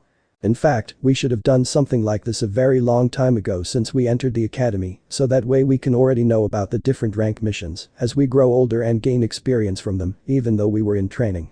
So that way, when we were to graduate and officially become genin, we can automatically do C ranks. We're not little kids anymore. We're ninja and we are ready for the next stage. Or why train us at all? Everyone stared at Naruto in complete surprise at his explanation.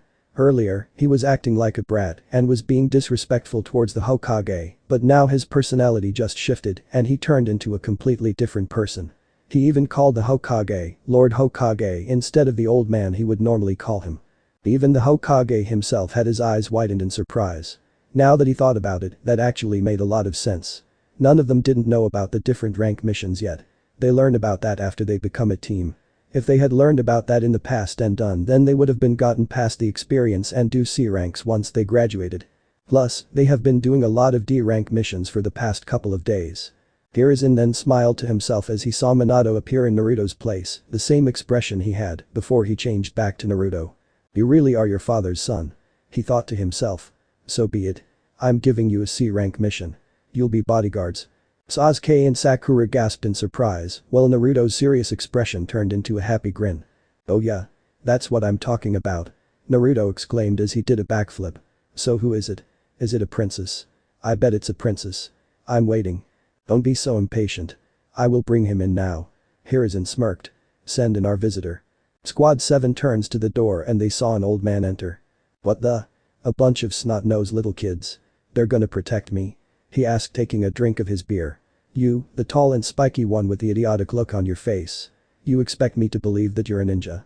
Tall and spiky Naruto looked at Sasuke and noted that he was only a little taller than him.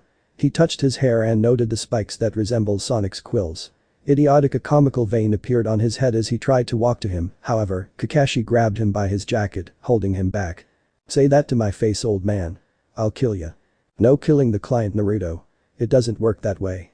Kakashi told his student as Sasuke and Sakura shook their heads. Whatever. Naruto crossed his arms. The man took a drink from his beer and wiped his lips. I am Tazuna, a master bridge builder. And I must return to my country. I'm building a bridge there that could change your world and I expect you to take me. Without even saying please. Naruto smirked before he turns to everyone. Alright guys. We got our mission, so let's do it to it. He instantly ran out of the open window in a yellow blur. Sasuke, Sakura, Iruka and Kakashi all sighed at Naruto's way of leaving, while Hiruzen shook his head, tipped his hat down.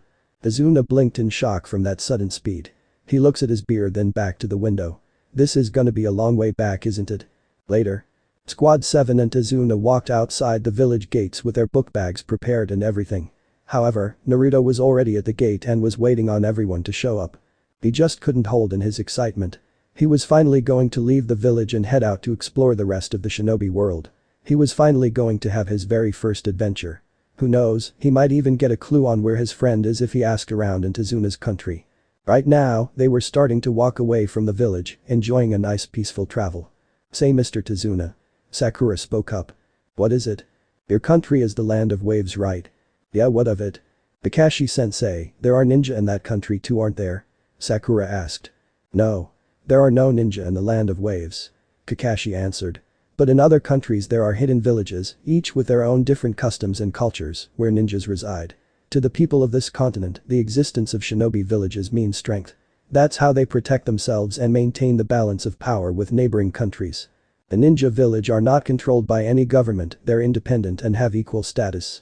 Is that so? Naruto asked, putting his arms behind his head, looking slightly interested in the story. Yup. Now the land of waves, which is a small island, doesn't need to be ninja village because its natural protection is the sea around it. There are 5 ancient lands that have shinobi villages. The land of fire, which we live in. And the rest are lightning, water, wind and earth. Together, they're known as the 5 great shinobi nation. Fire has the village hidden in the leaves, water has the village hidden in the mist, lightning has the village hidden in the clouds, earth has the village hidden in the stones, and finally wind, which has the village hidden in the sand. Oh. Sakura beamed happily at her sensei's explanation. Then that means that our Hokage is really important. Ah. Is that old man really such a big deal? Inner Sakura asked. But we won't run into foreign ninjas, right? Sakura asked. Not likely. Kakashi said. In all honesty, Naruto hopes they do run into foreign ninjas. All those days when he's been secretly training and his newfound powers will be seen. He needed some action, and being bodyguards are a perfect way to get some. He saw something ahead that caught his attention and he became confused. What the heck? Naruto stopped walking, causing everyone to stop as well and turn to him. What is it? Kakashi asked. That. Naruto pointed up ahead. Everyone looked to where Naruto was pointing at and they saw small water on the ground. It's water. What, you want something to drink? Tazuna asked. No. Naruto rolled his eyes. Think about it for a second, it's summer, right? So why would there be water on a dry ground? Kakashi's eyes were narrowed at the water. Naruto's right, there shouldn't be water on dry ground and on a clear day no less. Naruto saw the look on his sensei's face. He instantly grinned at seeing that look, which can only mean one thing. It's party time. Music. Boss 1 Sonic Adventure 2. A ninja came out of hiding and another came out of the water, both of them wielding long sharp and spiky chains as they caught Kakashi, surprising those around. What the? Sakura exclaimed. Do it.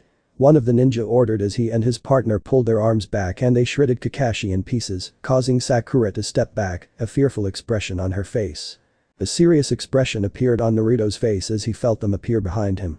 Now it's your. Don't think so. Naruto jumped up and landed on one of the ninja's head and jumped off. Sasuke jumped in the air, taking out his shuriken and kunai. He threw them at the chain and embedded it on a tree. He landed on both ninjas' metal gauntlets, he grabs hold of both, and donkey kicked the two in the face, making them stumble back as their chains got off on the gauntlets. The twin ninja regained their footing and dashed. Naruto turns and saw one of them heading towards him and the other was heading for Tazuna, but Sakura got in front of him. Nice try.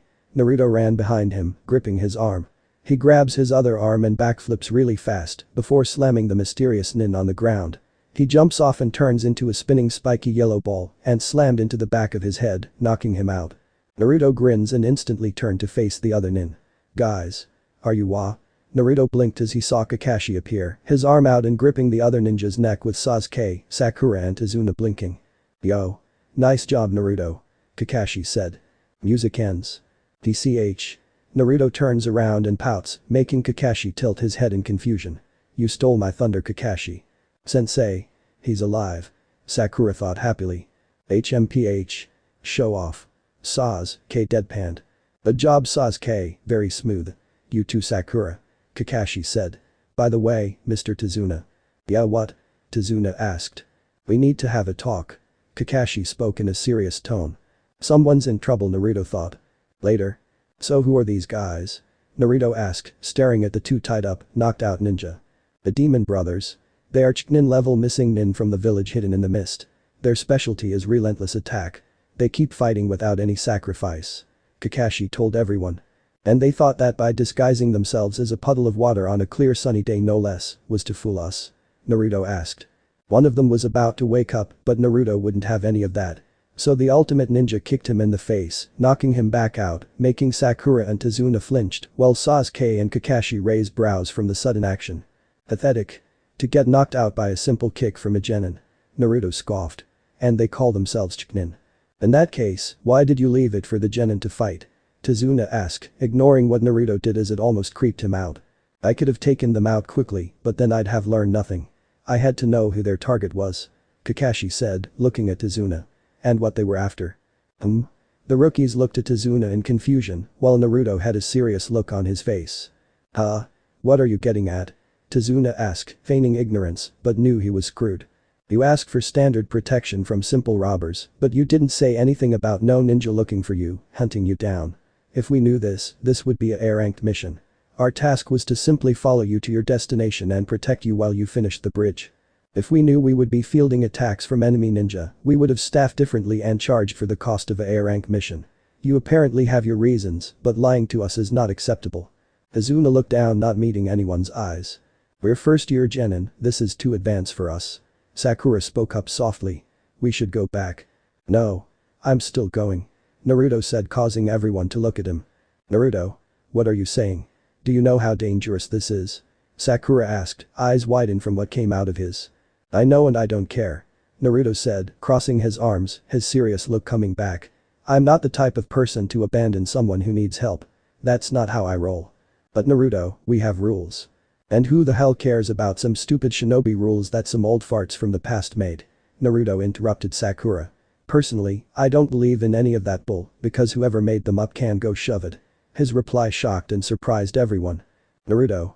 Kakashi tried to speak up, but Naruto wouldn't have it. We may be ninja, but we're still humans, it's in our nature to help those in need, no matter who they are or where they're from, it's the same with all creatures in this world. Shinobi can't just kill their emotions because of a dumbass rule that some idiot made, emotions are what makes us humans, it's what gives us strength. Naruto looks down at his gloved hand and closed it. We were given great power, and we should use it to help people, to save lives. We shouldn't think of ourselves as tools or weapons when we're out on the mission. Squad 7 were stupid enough to hear such passionate words from Naruto Uzumaki, the knuckleheaded class clown. But then again, his words did make sense. In the academy they were taught to kill off their emotions when they were out on the field. The most important thing about a shinobi is to be a tool in achieving their village and country's goals. And here was Naruto, someone who was excited to be a ninja, saying that he doesn't believe in the shinobi rules. Izuna is a good man, and sure he had his reason to lie, but so what? That alone is proof that someone out there wants his head on a platter and he needs someone to protect him until he can finish his bridge. He looks up at everyone with a determined grin. And that's gonna be me. No matter how strong the enemy is or how much of a threat they are, I won't run away like coward. I will stand and take them down. He turns his back to his stunned squad and walks away before stopping. Kakashi, you told us that those who break the rules are trash, right? Welp, then I guess I'm the biggest trash you've ever met. He shrugs uncaringly, not paying attention to the wide-eyed look sent his way. Because guess what? I don't follow anyone's rules, including the Hokage. I follow my own rules. I do things my way. He turns and points his thumb up at himself, grinning all the while. My own way. Music. It doesn't matter, instrumental, Sonic Adventure 2. Having said his piece, Naruto turns back and walks away. He didn't pay attention to the stunned look on everyone's faces from hearing his speech and seeing that determination on his face. They honestly couldn't believe how far Naruto is willing to go to help someone in need, even if it means facing severe consequences. He even called himself trash because he simply follows his own rules and he doesn't even care. Needless to say, all of Squad 7 got new respect for Naruto. Naruto, Sakura whispered. She couldn't believe she was saying this, but he was right. She was always told by her parents and instructors to always follow the shinobi rules. But now, after hearing Naruto's moving speech, fills her up with newfound determination. She's a shinobi, but she's still human. Maybe she should follow Naruto's example and just follow her own rules. She showed a smile as she nodded her head. Hey Naruto. Wait up. She ran after him. Sasuke closed his eyes and nodded his head before joining him. He too was thinking about what Naruto said. Following his own rules, do things his own way. Kakashi watched as Sasuke and Sakura follow Naruto. In truth, he too was also moved by Naruto's speech. Shinobi are born with great power and they should use that power to protect things that matter to them. Like family or friends. Naruto's speech most definitely made an impact with Sasuke and Sakura, seeing how they're following after him. His strong sense of justice had won the two over. Looks like he'll have something to tell the Hokage once they get back from the mission. Alright. Looks like we're continuing with the mission. He walks ahead before looking back at Tazuna, seeing stare at Naruto's back. Yo. You better hurry up before we leave you behind. Yeah. Coming. Tazuna walked to him all the while looking at Naruto in a whole new light. He knew that the mission would be dangerous, but he wanted to continue anyway. That kid, he smiled and shook his head. That kid is something else. Music ends. Meanwhile, at an unknown hideout, where no sun is shown to be shining down on it, there is a house in the middle of it. Inside the house where a group of thugs were hiding in. Hailed a small businessman growled at the man before him on the couch staring at his thugs. I spent a lot of money to hire all of you because I heard you all were skilled ninja. He shouted to the man who was sitting on his couch. Stop complaining, Gato. The man said as he held his long sword to the businessman's neck making him sweat. I'll use this decapitating knife and kill that guy. Are you really sure you guys will be okay? Gato asked. It looks like the bridge builder has hired some good ninjas, and since the demon brothers failed in the assassination, they'll be more cautious, so it won't be easy. Who do you think I am? The man giving Gato a death glare. I, Zabuza Mamachi, was called the demon of the village hidden in the mist. Squad 7. I see land. Naruto told everyone throughout the misty lake. How can you tell? Sakura raised a brow along with Sasuke. I have good eyes. Naruto smirked. Everyone was riding in a boat, crossing the border to go to the land of waves. While riding the boat, the entire squad has learned that Gato, the owner of a company and one of the richest men in the world, is the one who wanted him dead. They also learned that Gato took over Land of Waves and is the one who's controlling everything in the village, which made Naruto increase his anger for the man. In fact, Land of Waves is now a poor country thanks to that bastard Gato. Once they reached land, everyone got out of the boat and continued on their way to the village. While they was walking, Naruto heard something coming from the bushes. He took out his shuriken and launched them at the bushes, causing the group to stop walking. Naruto began to walk to the bushes and move them to the side. When he did, his eyes widened in comical shock.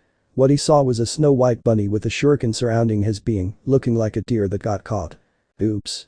Naruto chuckled sheepishly, picking up the rabbit. Sorry about that, little guy. I thought you were. He stopped as he sensed something coming. Get down. Kakashi suddenly yelled as he grabbed his Una and went to the ground, along with the genin, as a large sword flew in the air and embedded itself on a tree. Hey. That's dangerous. Naruto exclaimed as he released the rabbit, who quickly ran away. Everyone got up and turned to the sword. They saw a gray-skinned man with bandages wrapped around his lower face standing on it. Kakashi narrowed his eyes at the man before them. Is that? Who's this guy? Naruto asked. You know what, forget it. This guy threw a sword at my head. He was about to charge in, but stopped when Kakashi held his arm out. He pouted at Kakashi, who ignored it. I should have known that Gato would hire you, Kakashi spoke up, getting the man's attention. Zabuza Mamachi. The demon of the mist. Zabuza Mamachi, huh? Naruto snarled as he cracked his knuckles. Perfect. I know the name of the punk I'm gonna beat down. No, Naruto. He's way out of your league. Kakashi said sternly. Kakashi of the Sharingan Eye. Zabuza spoke up. Did I get that right? Kakashi's lone eye narrowed. The what eye? Naruto asked, scratching his head in confusion. What? Is that some sort of special power? Sakura asked. Sasuke looked at Kakashi with a disbelief expression on his face. No way, he has the Sharingan, but how? It's too bad, huh? But you'll have to hand over the old man. Zabuza said as Kakashi gripped his forehead protector that was covering his left eye. All if you stay out of this fight and protect Izuna. Kakashi told his squad. I taught you all teamwork and now is the time to use it. He moved his protector upward and opened his left eye, which was red and had 3 black dots on it. Well, looks like I get to see the Sharingan in action. It's an honor. Zabuza said, turning his body fully to everyone. Okay, can somebody please tell me what this Sharingan thing is? Naruto asked impatiently, an annoyed expression on his face. Sharingan. Sasuke spoke up, looking down, getting everyone's attention. A rare power. It resides in the eyes. The user of this visual jutsu or taijutsu can instantly see and comprehend any taijutsu, gain jutsu and ninjutsu, and reflect the attack back at the attacker. The Sharingan is a special rare form of taijutsu. However, there's more to the Sharingan than that. A lot more. You got it right, boy. Zabuza spoke up. But you only scratched the surface. The Sharingan can beepize an opponent's technique and copy it to the smallest detail. A mist starts to appear. As for you, Jimin. Zabuza continued as he looked at Kakashi. Any assassination unit of the Hidden Mist, we had a standing order to kill you on sight. Your profile was in our bingo book. They called you the man who copied over 1000 jutsu, the copy ninja. Kakashi's eyes were narrowed as he glared at Zabuza. Copy ninja? Wow, I had no idea you were famous, Kakashi. Naruto said in an impressed tone. Let me get an autograph later on. Can you please take this seriously? Sakura asked in annoyance. Her annoyance grew when Naruto's smirk grew. Can't. The party is getting started. Sasuke continued to stare at Kakashi with a look of confusion. Wait a minute. The Sharingan is a rare trait that only occurs in a few members of the Uchiha clan. My clan. Could he be? I need to exterminate the old man. Now. Zabuza states as he bent down, getting ready to strike Tazuna, who gasped. The genin quickly formed a circle around Tazuna, weapons drawn. So I'll have to eliminate you first, Kakashi? Zabuza asked, staring down at him as he stood up. He grabbed his sword and jumped off the tree, landing on the water. Over there. Naruto yelled, turning to the splash noises. He and the others saw him in a stance as wind started to pick up around him. They looked around and saw the mist getting heavier by the second. Ninja art. Hidden mist jutsu. Zabuza exclaimed as he disappeared into the mist. So this guy wanna play hide and seek, huh?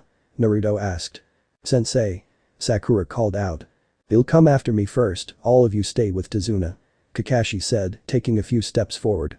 So hold up, just to be clear, this guy is like a former assassin for the Hidden Mist? Naruto asked. That's right. Zabuza Mamachi, the ex-leader of the Hidden Mist assassination unit. He's a master of the silent killing technique. So he can kill us in an instant. Well, that's good to know. Naruto said sarcastically as he noticed the mist getting thicker and thicker. What's up with this mist? The land of waves is surrounded by ocean. This floating mist is ever present. Tazuna answered. Naruto looks around as he continued to stare at the mist. Outside his expression was serious, but inwardly he was cheering. So now they're facing an enemy who's excellent in silent killing, and he's using this mist as an advantage to his technique. Unlike those demon brothers, he didn't find them all that exciting, but with this guy he found himself the excitement he was looking for. Naruto felt a pulse of chakra erupt from Kakashi, making the mist less thicker so they can see more clearly. His eyes widened as he sensed fear coming from Sasuke. He looks at him at the corner of his eyes and saw him shaking. Sasuke. Kakashi spoke up, getting his attention. Calm down. I'll protect you with my life. I will not allow my comrades to die. He turns slightly and smiles at him, making Sasuke calm down slightly. I wouldn't be so sure. Everyone's eyes widened as Zabuza had appeared in the circle, eyes closed and sword ready to strike. He opened his eyes. It's over. Zabuza said, causing Kakashi to turn around. Watch out. When Zabuza was about to strike Tazuna, Naruto used his telekinesis to keep Zabuza in place, while Kakashi stabbed him from the back. Zabuza grunted in pain, making Naruto look at him before he looked down. His eyes widened when saw water leaking and no blood. He quickly looks behind Kakashi and saw the real Zabuza behind him. Kakashi. Naruto jumped back, releasing the clone. Kakashi turns around, just as the fake Zabuza turned to water, just in time to see Zabuza cut him in half. Zabuza smirked at his accomplishment before his eyes widened in shock as he saw Kakashi turn to water. He saw through his illusion and copied his technique. HMPH, not bad. He suddenly felt the cold steel of a kunai press against his neck. Don't move. Kakashi said. Now it's over. Nice try. Zabuza spoke up calmly. Kakashi's eyes widened as he felt Zabuza appear behind him. But I'm not that easy to fool. Another clone. Sakura exclaimed as it turned to water. The demon swordsman swiped his sword in order to cut Kakashi's head clean off. But he dodged it and kicked him in the chin, sending him flying into the lake. Zabuza then dashed off in order to go in for the kill, but stopped as he noticed something on the ground. Trying to slow me down, huh? Zabuza asked as he stopped running and turns around. HMPH. Foolish. He jumps and went into the lake. Damn it. Naruto swore as everyone else looked shocked. Kakashi came out of the water. This isn't normal water. It's dense, heavy. He thought as he looked at it. Ha, fool. Zabuza appeared behind him, doing hand signs. Water prison jutsu. No. Kakashi exclaimed as he turned around and found himself inside a water sphere. Escaping to water, really bad idea. Okay, that's it. Naruto was about to run, but stopped and blocked a kick from Zabuza's water clone. He narrowed his eyes at it. So back to this thing, huh? He reached into his pocket. Hey Sasuke, you listening? Yeah, I'm listening. Good, cause I got a plan. Naruto smirked. A real plan this time. A real plan? Sasuke asked, staring at Naruto. Kakashi's eyes widened in shock. What are you doing? You have to get out of here. Your mission is to protect the bridge builder. If you stay and fight he'll. Music. His World, E3 version, Sonic the Hedgehog, 2006. And I told you I don't give a damn. Naruto said. I do things my way. And that means making sure everyone gets out of this alive, including you Kakashi. His answer shocked Kakashi to the core. Hey no brow, put this in that bingo book of yours and remember this face. My name is Naruto Uzumaki. The future Hokage of the Hidden Leaf Village. And Squad 7 are the ones who took you down. Everyone stared at Naruto with surprised expressions. Sakura felt some sort of confidence well up inside of her. Tazuna had brand new respect for him. Naruto did a hand sign. Now, Shadow Clone Jutsu. Multiple Naruto appeared and at the Zabuza clone, dogpiling it. The clone then attacked, making the Naruto clone scatter and disappear. The clone heard movement and turned its head before its eyes widened as it saw a tree, covered in cyan glow, charging at it. It jumped out of its way before it dodged another tree. Hey. The clone turns around and saw Naruto on his sword. He made a teasing face at it, making it angry as it tried to hit him, but he jumped on his head and did flip. He reached into his book bag and tossed an object in the air. Sasuke catch. Was all he said, before he disappeared in a poof of smoke, revealing it was a clone. Sasuke looks up and grabs the object. He looks at it and his eyes widened. So that was the plan. Not bad, Naruto. He moved his hand just as the object starts to active itself, revealing it to be a large shuriken. Demon Wind Shuriken. Windmill of Shadows. Sakura smiled in excitement at seeing such a cool looking weapon. A shuriken? You wouldn't even touch me with that. The water clone said. Sasuke jumped in the air and threw the shuriken at the clone as it stood still. Its eyes widened as the shuriken went past it. So you're aiming for the real thing, huh? The real Zabuza asked. Smart. But not smart enough. He caught the shuriken in his hand. His eyes widened as he saw another one. A second shuriken in the shadow of the first. The Shadow Shuriken Jutsu. The second shuriken is on target. And he can't catch this one. Sakura thought. As the shuriken got closer and closer, Zabuza jumped over it as it went past him. I told you a shuriken can't hit me. He told them as Sakura had a shocked expression while Sasuke smirked. The shuriken continued to fly, a poof of smoke appeared and Naruto was in its place, holding a glowing ring, shocking everyone, except a smirking Sasuke, to the core. Zabuza turns around with a shocked expression. What? Naruto grips the ring tightly as he began to glow yellow. Take this. He turns into a spinning ball and dashed at Zabuza with incredible speed. He landed a direct hit on Zabuza's stomach, making him gasp out in pain as the strange technique pushed him back and made him fly upwards. Naruto then kicked Zabuza further in the air before he took out the Chaos Emerald. Chaos Control. He thought as time stopped. He flies behind Zabuza and used a powerful axe kick on his back just as time returned to normal and sent him crashing back to the lake. Splash. Zabuza crashed into the water, but he used his chakra to make him stand on the surface. He glares up at a free-falling Naruto, who was smirking in a beepy manner, and wagged his finger back and forth. Zabuza was about to throw the shuriken at him, but stopped when Kakashi appeared and blocked it with his bare arm as he glared at him. Music fades. Naruto, that was an excellent plan you made. Kakashi said. Ha. Damn right it was. Naruto said, his ego starting to show as he landed to where the others were. The perfect distraction to get no brow off his game.